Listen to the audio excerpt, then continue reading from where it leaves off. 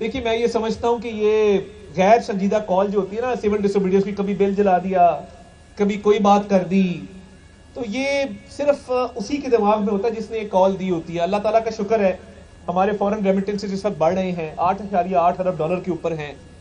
हमारी जो foreign exchange reserves हैं 11 अरब डॉलर क्रॉस कर गए हैं। इंटरेस्ट रेट 15 के ऊपर है, 15% पे, कायबार 13% के ऊपर है। महंगाई जो है वो 4.8% के ऊपर है। जो वीकली उसका आता है रेट वो 3% पे है, यानी 2018 के बाद सबसे कम सतह के ऊपर महंगाई पहुंची है। तो ये जो नाफरमानी है और ये तशद्दुद की सियासत है, अवाम इसको रद्द कर चुके हैं। अगर अवाम ने इसको रद्द ना किया होता तो ये दौड़ ना लगाते, भागते ना। ये जब भागे हैं तो ये जो रह गए थे चंद 100 लोग, तो जब बहुत बड़ा मजमा हो तो कोई चीज उसके सामने नहीं ठहरती और एक झूठा बयानिया बनाया जा रहा है, लाशों की सियासत की जा रही है।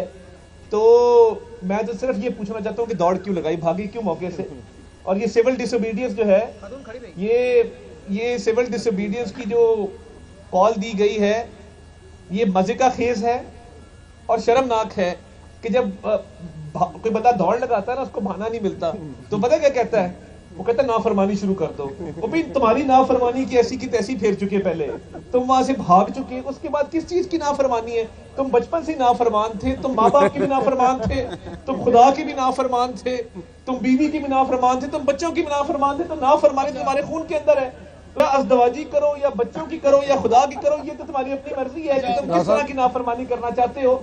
मगर बात ये है कि लोगों ने इसको रिजेक्ट किया है। लोग चाहते हैं कि लोगों के मसाइल हल हो, महंगाई कम हो, गैस आए घरों के अंदर, लोगों के घरों में बिजली आए, लोगों के बच्चों को नौकरी मिले। ये लोगों के मसाइल है। लोगों के मसाइल ये नहीं कि यहाँ पे धरने देना शुरू कर दो। तो ये जो दौड़ लगाई है उसके पीछे झूठा बयानिया, कभी लाशों का, कभी झूठा बयानिया जो है वो सिविल नाफरमानी का। अब जो मर्जी कर लो, तुम्हारी दाल नहीं गलने वाली, तुम लोग दुम दबा के भागे हो और तुम्हारा कोई फ्यूचर नहीं है। साहब एक तो इसको कमेंट कर दें कि अब बहुत ज़्यादा फेक न्यूज़ फैलाई गई, जिसको कि मुख्तलिफ ममालिक की पार्लियामेंट में भी जिसका तस्करा हुआ, उन्हीं खबरों को लेकर कि सीनियर वकील ने 278 का बयानिया गढ़ा और वो बिल्कुल उसमें कोई सदाकत नहीं थी।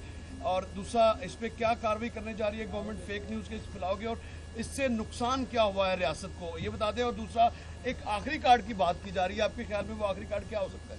देखिए, आखिरी कार्ड जो है ना, उन्होंने कहा कि वो प्रोडक्ट्स का बॉयकॉट करें, तो वो तो उसके शेयर ऊपर चले गए हैं, उसका रेट बढ़ गया इनके ये कहने से। और देखिए, जो बात ये करते हैं, मैं ये समझता हूँ कि जो सीनियर वकील लतीफ़ खोता साहब ने बात की, उनके घर से मेरा ख्याल है बरामद करने की 278 लाशें उनके घर में मौजूद है। वो वैसे भी अब उम्र के उस हिस्से में बंदा 17-17 जाता है, तो मेरा ख्याल है उनको आराम करना चाहिए। सियासत की उनकी उम्र नहीं रही है और जिस तरीके से वो झूठ बोल रहे हैं इस उम्र में, मैं समझता हूँ बदकिस्मती इस मुल्क की। और मैं तो सिर्फ ये पूछता हूँ कि दौड़ क्यों लगाई, भागे क्यों।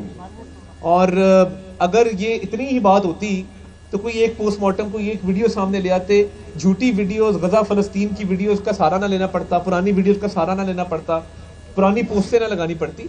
तो ये बड़ी बदकिस्मती है और ये इंतशार करना चाहते हैं, इंतशार नहीं करने देंगे इंशाल्लाह। बहुत शुक्रिया। बता दीजिएगा कि आपने बाजवा साहब के घर कैमरामैनों के हवाले से सैलरी के ऊपर बात की थी कि 35,000 से नीचे किसी की सैलरी नहीं होगी।